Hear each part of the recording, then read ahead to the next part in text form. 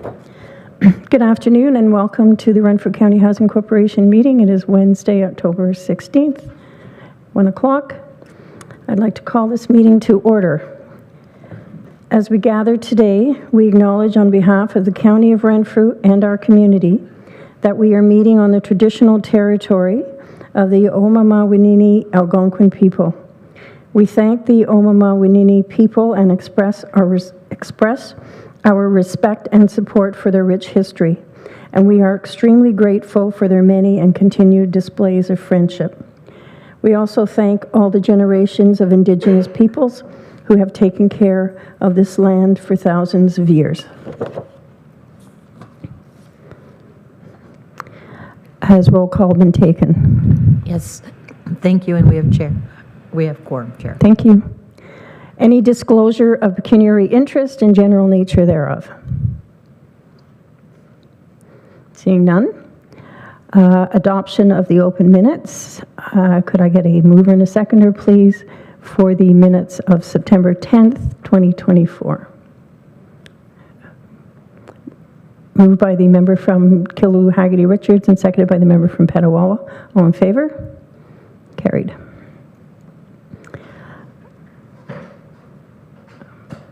Adoption of the closed minutes. Recommended that the closed minutes of the September 10th, 2024 meeting be approved. Can I get a mover and a seconder, please? Moved by the warden, seconded. I don't believe you were there. Right? Seconded by the member from Petawawa. All in favor? Carried. Thank you.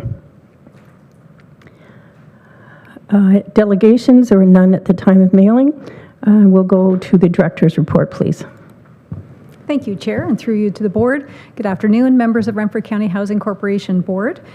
I have just 3 items in my report this month, and they are all with respect to our building project. So with your permission, Chair, I'd like to ask Mr. Raditz, the Manager of Real Estate, to overview those items for the board.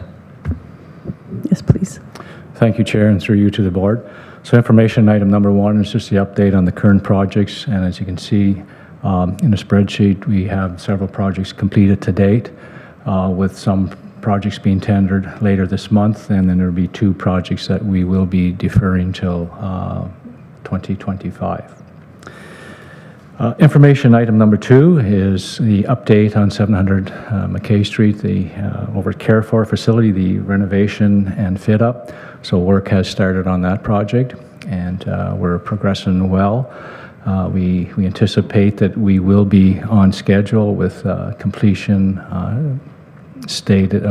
dated for early November. And so to date, we have no significant delay, so we hope it remains that way. But again, we anticipate that we'll be completed for early November. Item number 2 is just pertaining to a recent snow tender that was issued for McCurcher Drive in Cobden. We did have only one proponent that bid on this contract. It's a 3-year contract, and the successful proponent was McRae Excavating Limited. The total price of that contract was for $25,725 for a 3-year contract, which is $8,575 per year. And with that contract, from the previous contract, there was about a 12% reduction in that contract. And Chair, that concludes the report. Okay, thank you. We'll go back to information item number 1. Any questions or comments? None. Information item number 2, the 700 McKay Street facility renovation update. Warden, please.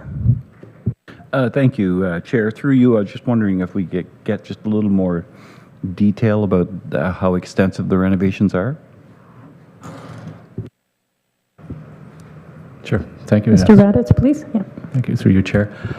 So the renovations that's happening over at Carrefour, of course, it's all interior work. There are some renovations to the actual rooms where, of course, we're going to have 10 rooms over there in that first phase, in that one wing. Also, we're doing there's a little bit of a retrofit to the kitchen and the washroom area. In addition to, there's been some upgrades to some of the mechanical equipment like air conditioning. And then also there is a change to the front entrance for that particular wing in the building. And then of course there's some other miscellaneous repairs within that, but those are primarily the main this is the main scope of work for that particular project. Thank you. Supplementary. Will we be installing security cameras? Because I think we do that with most of our projects. Yes, that's one component of in the scope of work is there will be security cameras installed in that wing. Great. Thank you. Are there any more questions on item 2? No. Item 3, snow tender for 1 McKercher Drive, Cobden. No questions? Okay, could I get a mover and a seconder to accept this report, please? Moved by the member from Killaloe, Haggerty Richards, seconded by the member from Headclough Mariah. All in favor? Carried. Okay. Next, we'll go to the manager community housing report, please. Good afternoon, all. My report contains 2 information items, starting with an update regarding the Canada-Ontario Housing Benefit, also known by the acronym COB. The Ministry of Municipal Affairs and Housing determines COB funding allocations based on population size, and the amounts provided to the County of Renfrew are comparable to those municipalities of similar size. While these allocations can fluctuate each year, they do align with the province's 9-year funding plan for the program. It's important to note that the annual allocation only covers funds for new households and doesn't account for the ongoing financial support needed for the growing and ongoing COB caseload. By the end of the fiscal year, the County of Renfrew will have 325 households receiving COB support, reflecting an increase of 40 households since April 1st, 2024. The total fiscal allocation for the fiscal 2024-2025 year is $193,300. This year, new eligibility criteria have been introduced, which is a positive change. Survivors of intimate partner violence and human trafficking, categorized as special priority applicants, will now retain their position on the Renfrew County Housing Corporation centralized wait list. Prioritization will shift from a first-come, first-served approach based on financial eligibility to focusing on these survivors as directed by the province. COB support will now be prioritized for households who have disclosed these situations through the RCHC waitlist or Ontario Works. Applications are not open to the general public due to limited funding. Information item 2 is an update regarding the training that we are doing in-house that aligns with the hoarding pilot partnership that the county has with the Pembroke Regional Hospital. On September 19th, Community Services staff took part in training focused on hoarding supports using the buried in treasures approach. This, as mentioned, was part of a pilot project with the RCHC and the Pembroke Regional Hospital. As of April 1st, 2024, RCHC formalized an agreement with the hospital's mental health services to enhance referral pathways, improve service coordination, and strengthen RCHC's ability to support tenants. A key part of this initiative is training our staff to become in-house experts on supporting tenants whose mental health challenges impact their living conditions, especially when it comes to hoarding or squalor. Additionally, several members of Community Services attended a collaborative response to hoarding in our community conference on October 4th. At the event, a new version of the Home Environment Assessment Tool for hoarding, also known as HEAth, was introduced. It was encouraging to see that the wellness check tool that we've developed for our tenants in-house shares similar elements with the HEAth tool, and that this validates that we are heading in the right direction regarding our assessments and interventions. We are also in midst of preparing a report for the November RCHC board meeting that will provide a 6-month update on the hoarding pilot and our work with the hospital's mental health services. This will highlight how we've met objectives set out between the MOU of the Pembroke Regional Hospital and RCHC. And with that, Chair, that concludes my report. Thank you. We'll go back, information item number 1, the Canada-Ontario Housing Benefit, COB. Are there any questions on that? Warden, please.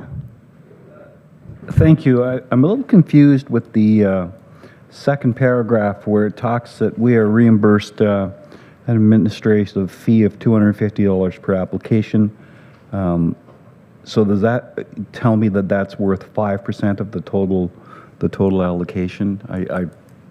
I can't figure out how the connection is there. Through you, Chair, to the board. The calculation is that we won't actually receive 5% of the total allocation. So for this fiscal year, the total allocation is $193,300. And we will only, receive up, I'll correct myself, only receive up to the 5%. So $250 per application times 40. 40 is the maximum applications that we can take. Will, I believe, bring us shy of being able to get $250 per application. Sorry for muddling that up. And Supplemental? if I might, a supplementary, please. So then in the preceding paragraph, it says that there is not financial support for the ongoing and growing caseload. So does that just come out of, in essence, our general budget to support them? And do we have a figure as to what that is for the year? Through you, Chair, to the board, we don't have a gross figure regarding how much the province is paying to maintain the ongoing County of Renfrew caseload for COB. The amount that's reflected in the report is just showing what it will cost to onboard the 40 new applicants. And all that the province has provided is that amount and not the amount that it would cost to support the growing caseload that's upwards of 325 at this point. Just to note, the average amount that's received per household is just over $200 per month. Okay. The member from Killaloe, Haggerty Richards, please. Thank you, Chair. Just going back to the fiscal allocation chart, 23-24, there was a grant, $287,000. Does that equal to the 40 people also? Like 2024-2025, 193,300 based on 40 new applicants. What was the amount of applicants for the previous year? Was that at 40 also?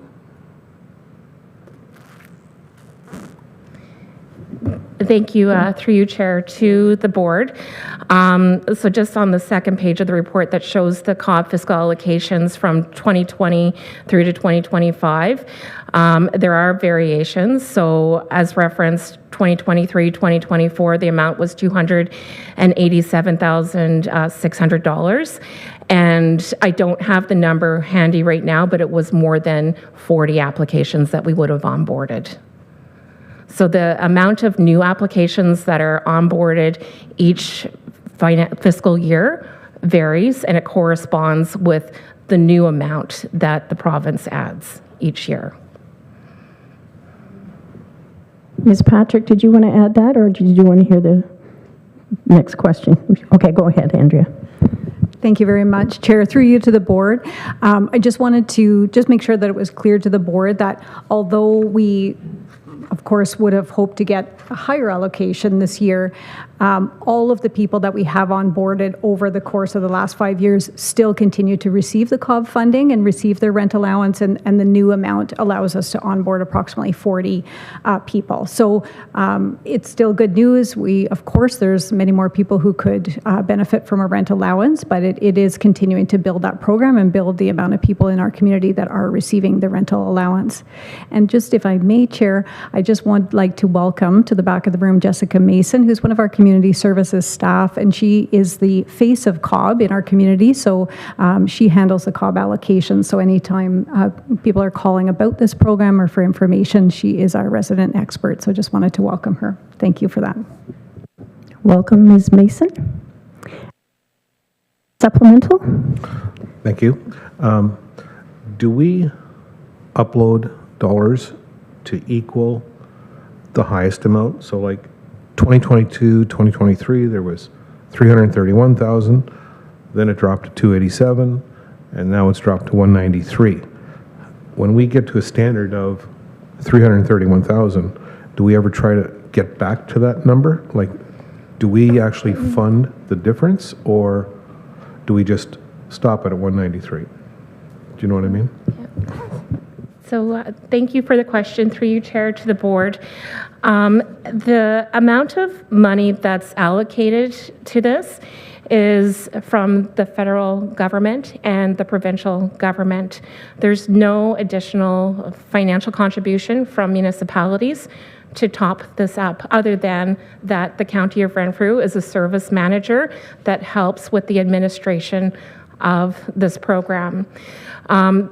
The County of Renfrew staff will help new applicants with submitting an application to the Province of Ontario. And then once they are deemed eligible, it's the Province of Ontario, through their Ministry of Finance, that handles further administration. There are times, however, where folks will be seeking further supports to continue to receive COB through the service manager, because we provide hands-on services as far as, navigating letters and paperwork and communicating back and forth between the province. So just to add a little bit more onto that, there is nothing that the county can do to increase the amount of COB that is allocated to County of Renfrew citizens. This is done over at the provincial level in partnership in the agreement that they have with the Canada government, and it's set by, municipal size, like population size. Supplemental to the Thank you. supplemental. I think where I was going was, when we receive a big hunk of money, like 331,000, we sort of live off that. And now that it goes down to 190, now what do we do? That type of thing. Because there's a drop. Through you, Chair, to the board. So although there is a drop in new money coming in, there is not a drop in sustained money for the previous fiscal years. So for example, in 2020, 2021, $204,000 and change was allocated to onboard new recipients of COB. Many of those folks have continued to receive COB on a monthly basis, even up to now. So they are an ongoing caseload. And there's financial allocations in the background that continue to support that caseload. In 2021, 2022, 63,000 and change was allocated for a few more people to be added to that ongoing growing caseload. And the same happened in 2022, 2023, where we saw an increase, a larger amount of just over 331,000. So the amount in the background that maintains that growing cumulative caseload, that is the responsibility of the Province of Ontario, and they're, taking care of all the accounting and budgeting regarding that. And the only part that the County of Renfrew really focuses on is the new money, because new money means more people can be onboarded to the program, people that were not receiving a housing supplement prior. Okay. Warden, did you have another question? Yes, very quickly, and it's just a curiosity question. Do we have a sense of the age range? Because we heard this morning in health about the plan to have a campus of care, with the idea there were some people who in the past may have gone into long-term care because they couldn't afford to stay out of long-term care. So I was curious if this is if we have any numbers, or then should we consider expanding the program to a certain age range with a priority to keep people out of long-term care, or to keep them in their homes longer? A long question. I apologize. Ms. Dombrowski. Thank you, through you, Chair, to the board. So I'll break it into maybe two answers. So for the first part, is this something that we could prioritize for seniors and seniors only? I believe the answer to that would be no, based on the recent communication that we received from the province, entailing that prioritization should be focused on those who have the greatest depth of need and experiencing or have recently experienced intimate partner violence or human trafficking. To the first question regarding demographics, I don't have exact numbers handy right now, and I can certainly bring that to a future meeting. But just generally speaking, it's my understanding that it's a range of ages that are represented within the COB caseload. Yeah, and if I might, we really don't need the numbers. I was curious if the ability was there to generate them. We start talking about VTAC and MESA and stuff like that, whether those are, trends or numbers that can be inputted into their efforts. That's all. Thank you. And then, sorry, again, just as we try to develop, our housing continuum for the future, to ensure that we have these kinds of numbers from the different programs. Okay. Did you have something more to add? Yes. Ms. Dombrowski? Yes, thank Okay. you, Chair. Through you to the board. Just as an additional piece of information, the County of Renfrew, or the Renfrew County Housing Corporation Board of Directors, does have decision-making powers regarding the design of current programs. So an example would be the rent allowance program that we have that's funded through the Homelessness Prevention Program dollars. Right now, the eligibility is means tested based over on what the household's income is and how much rent they're paying. But as an example, in a program such as that, there is the ability to prioritize certain groups of people. So just as a point for consideration. Okay, thank you. Any other questions? A member from Whitewater, please. Thanks, Chair. Comment and then a question. I just did the quick math on the percentage of our households. So if we have 325 households receiving this, or up to 325 receiving it, and when you divide that into the total households in the county, it represents about 0.7% of the households. When you look at the provincial numbers, they're half that.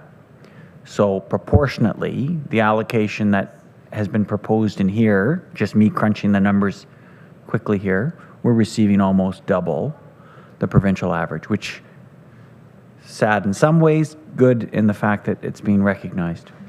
So if I'm incorrect, please, someone crunch the numbers as well. Anyway, the question I had was just specific to the mandate we have in the province to provide rent-geared income housing up to $1,250 or $1,200-ish. Did these 325 count towards that in any way? Ms. Dombrowski? Hi, thank you for the question. Through you, Chair, to the board. No, that does not count to the service standard of, I believe it's 1275, 1200-ish. Any other questions? No? Okay, we'll go to information item number 2, professional development buried in treasures. Member from Petawawa, please. Thank you, Chair, and through you. This seems like a great program to help solve what is a growing problem. I just have a question about referral process. So take, for example, a municipality, and I'm just speaking for my own.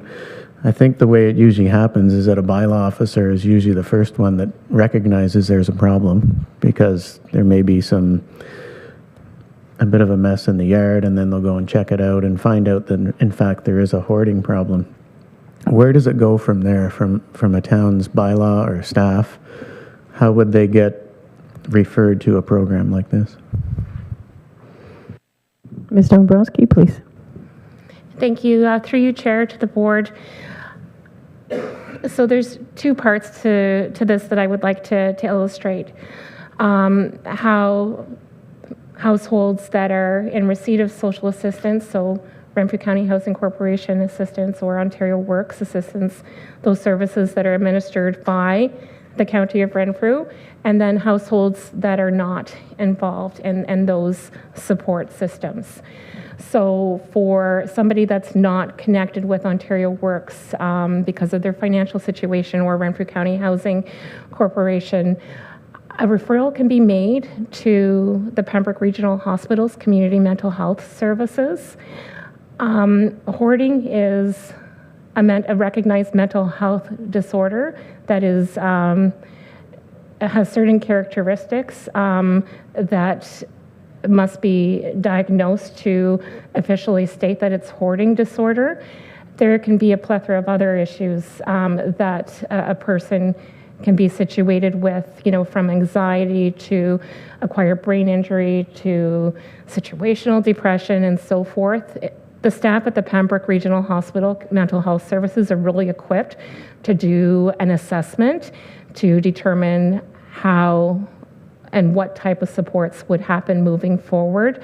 Outside of the referral, what's very important is participation and recognizing that a person's readiness and their timeline may be different than us who are on the outside, what we see for that. Those who are within community services, so in particular tenants at RCHC, situations can be identified through a variety of ways, whether it be wellness checks, maybe somebody went into the unit because there was a work order that needed to be done. So there's a variety of ways that some of this stuff can be discovered. And once we know, we try to, have some conversations and let folks know that we are here to help, and then provide direct support and or refer to the Pembroke Regional Hospital.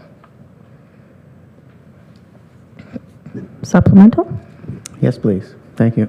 And thanks for the answer. I'm just wondering, it might be a help to all the municipalities in the county if there was either some kind of training or some kind of card or pamphlet that would help bylaw town staffs if we encounter someone that's experiencing homelessness or addiction or hoarding. If there was some kind of training that said, if you encounter this, then call this number or contact this person. And if you encounter this situation, here's what you should do. Either you're phoning Mesa or you're phoning the Pembroke Hospital or you're contacting the support systems that these individuals need. I just get the sense that there's a lot of good programs out there, and maybe we're not advertising them well enough, or the municipalities don't know who they should be calling, which leads to some confusion and maybe a delay in getting individuals the help that they need. So I don't know if that means we need to train each municipality and who to call in certain situations, or provide them with a nice card or a pamphlet that says, if you encounter this, phone this.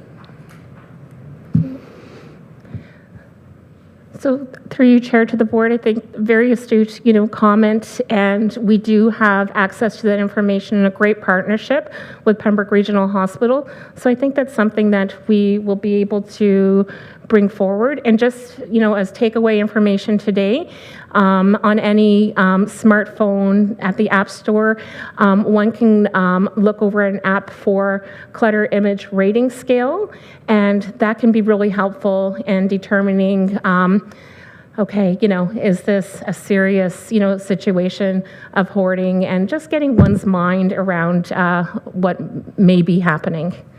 But definitely, I think that's something that we can do relatively easily with the Pembroke Regional Hospital. Any other comments or questions? None? Okay, thank you. Recommendation that the manager of community housing's monthly report be approved as presented. Can I get a mover and a seconder, please? Moved by the member from Head-Clemaria, seconded from the member from Pembroke. All in favor? Carried. Thank you. Nothing for new business. There's nothing for a closed meeting? No. The date of the next meeting is Wednesday, November 13th. Could I get a mover and a seconder to close the meeting or adjourn the meeting? Member from Petawawa, seconded by the member from Killaloo, Haggerty, and Richards. All in favor? Carried. We are adjourned. Okay.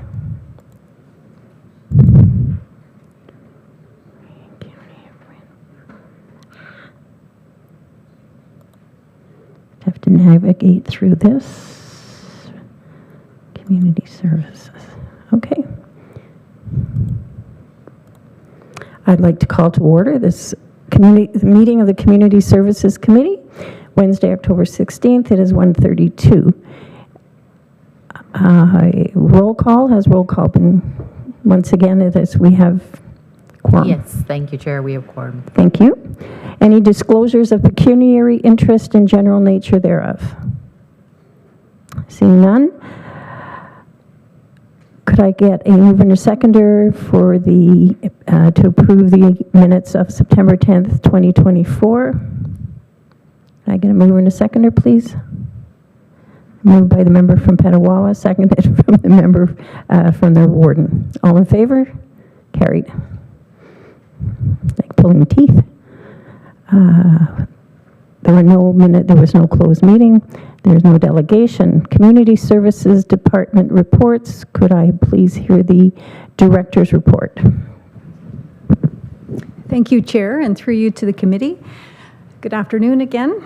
In today's meeting, just wanting to let the committee know that the reports are relatively light this month. There were no items to report from the Children's Services Division, and Ms. Smith is out of town at the moment at a conference. However, this light reports is not indicative of the level of activity in the office's volume of applications and calls is very high. But I will review with you the one information item in my report, which is a good news item. This is with respect to the 2025 Ontario Works Program Delivery Funding. So I'm very pleased to report to committee that we have seen this represents an increase in the 2025 Ontario Works funding of just over $700,000. So in the memo that was provided dated September 6th from the Ministry of Children, Community and Social Services, you'll see on page 3 a chart of the 100% provincial funding and the 50-50 funding. So just for comparison purposes for the committee's information, the 100% provincial allotment is of $581,900 is the same as it was in 2024. However, the 50-50 funding is what has increased to the $2.09 million. In 2024, that amount was $1.3 million. So very pleased to see that coming. As noted throughout the memo, the ministry has seen rising caseloads across the province, as well as increasing complexity of some of the social issues and challenges that Ontario Works and low-income clients and families are facing. And the levels of rising homelessness, housing and food insecurity, certainly, as well as the increasing inflation rates, are really putting pressure on Ontario Works staff and the community services departments across the province. And there has been a lot of advocacy for the need for increased resources to really be able to provide the level of person-centered services and support to really assist people with where they're at. So very pleased to see the reflection of an increased 50-50 contribution coming next year, and we're certainly looking as a management team at what are some of the critical gaps and pressures that our staff are experiencing across the department, and how can we utilize some of the funding to bring some opportunities forward to committee and council with that will help to alleviate some of those social challenges and the pressures that we're seeing relating to MESA and the work in our department for 2025. So also, as mentioned in the memo, the Ministry of Children, Community and Social Services, they are working on building a new funding formula for 2026. They have introduced some tools that Ms. Muldoon has spoken about last month and will speak a little bit more about in her report today, where they're hoping to automate some of the processes and where they're hoping we'll see some alleviation of administrative workload, but those tools are not functioning at the level that they would like them to be as of yet. They are also just wanting to see post-employment services transformation. What does the work look like in partnership with the Employment Ontario offices? We know that it's very much joint case management. The Ontario Works caseworkers and the Employment Ontario caseworkers are working very collaboratively with one another to make sure that individuals' needs are met, to help them get the skills and training and at times education that they need to get back into the workforce. So the ministry is really going to take the 2025 year to sort of have things stabilize and to look at what the funding formula should look like for 2026 and beyond, and what those what the outcomes should look like in terms of the funding piece. So traditionally, the Ontario Works staff or funding has always been based on employment outcomes. Now it's more of a person-centered model that is the work that Ontario Works staff are doing. So what will those outcomes look like in 2026 that need to be achieved in order for funding to be remain at the stable level? So a lot of information there with respect to the memo, but continuing to see change in the Ontario Works world, but very pleased to see the opportunity for some increased funding. And certainly across our integrated department, a lot of pressures on all of the staff in all areas. So looking at how can we most benefit some of those areas and make sure that people are well supported. Thank you, Chair. I'll stop there. Thank you. Are there any questions on the 2025 Ontario Works Program Delivery Funding? Member from Whitewater, please. Thanks, Chair. And great to see that the province is recognizing the increase in the workload. I just, from a this year's budget perspective, you indicated it's 1.3 million, the provincial contribution for the 50%. That therefore assumes that we're contributing 1.3 million as a county using tax dollars. This increase, although welcome at 700, is going to require an equivalent $700,000 increase in taxation in order to take advantage of it. Is that correct? I see heads nodding here. Did you want to address that? Ms. Patrick, please. Thank you, Chair. And through you to committee, I'll just make a few remarks, but then certainly invite any detailed questions that perhaps our treasurer can answer. But yes, in order to maximize the provincial funding, the municipal contribution would also have to increase by $700,000.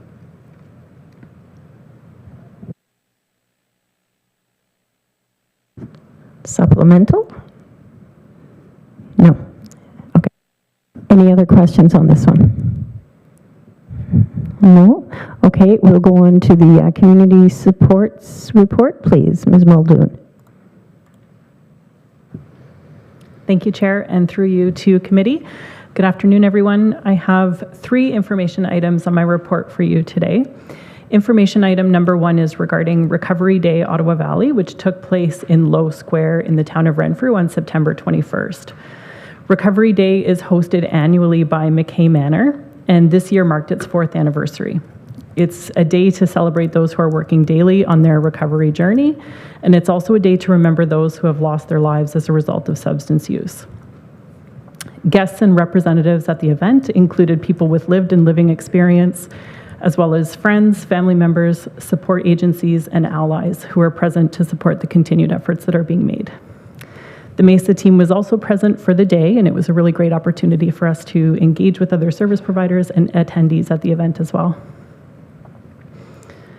Information item number 2 is regarding the planning for the Ministry of Children, Community and Social Services to take on more responsibility for the centralized intake in 2025. Included with this report is a memo from the ministry that speaks to the policy changes that have been implemented, and there's also a question and answer document that provides some additional context. As noted in the documents, full implementation of this is expected to be completed in 2025. You may recall from September's committee report where we had provided some stats related to the volume of intakes that we're completing at the local office. So when this is implemented in the County of Renfrew, we anticipate an average of 100 applications will be diverted through the ministry's Intake and Benefits Administration unit. Our local office will continue to be responsible for processing emergency assistance applications, temporary care assistance applications, and applications for youth who are under the age of 18. Information item number 3, my last information item, is regarding the 2025 municipal targets. So as our local municipality continues to offer integrated employment services and the ministry increases its role with Ontario Works applications, we hope that this will allow our staff to offer an enhanced ability to provide person-centered supports, linking participating adults to supports and services within the community that can help them to improve their ability to secure sustainable employment. So included with this report are the 2025 performance targets. Just a couple of things to note regarding these targets. The first 2 indicators, so the one target to achieve 100% completion rate for action plans for each participating adult, and the referral rate to Employment Ontario offices. These are 2 targets that haven't previously been tracked, so there's really no historical data to compare these markers to. And the last 2 targets that are noted, the percentage of clients who exit Ontario Works to employment and the number of households who return within 1 year, these are markers that have been previously tracked, and the goals that are set for the 2025 year are actually what we had achieved locally pre-pandemic in 2019. So it has been recognized by the province that the pandemic is having a significant impact on the achievement of these targets throughout the last few years, but the hope is that we'll continue to see some positive improvements. Thank you, Chair. That concludes my report.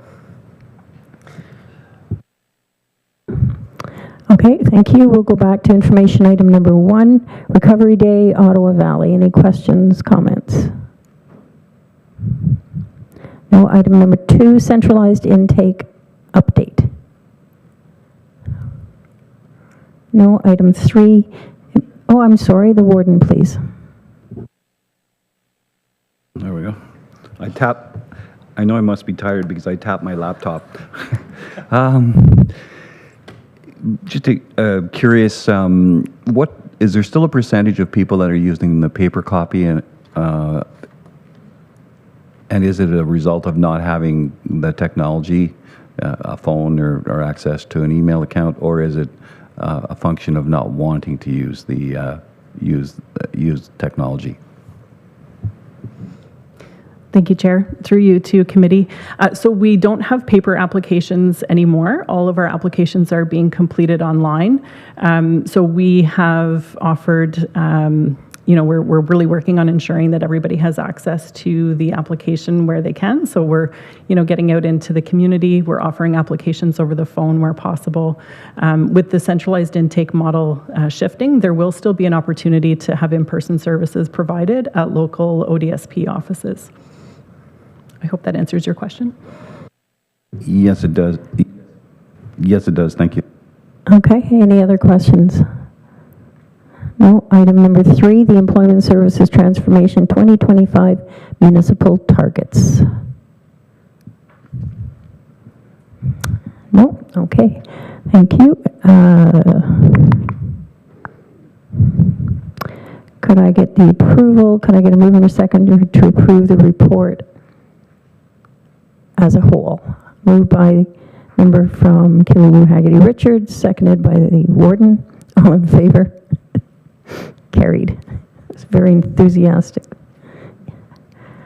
Hey, is there any new business? Not that I see anybody. There is nothing for a closed meeting. The date of our next meeting is Wednesday, November 13th at 1 o'clock. And the recommendation that this meeting adjourn. Could I get a mover and a seconder, please? Moved by the member from Headclar Mariah, seconded by the member from Petawawa. All in favor? Carried. We are adjourned. Thank you.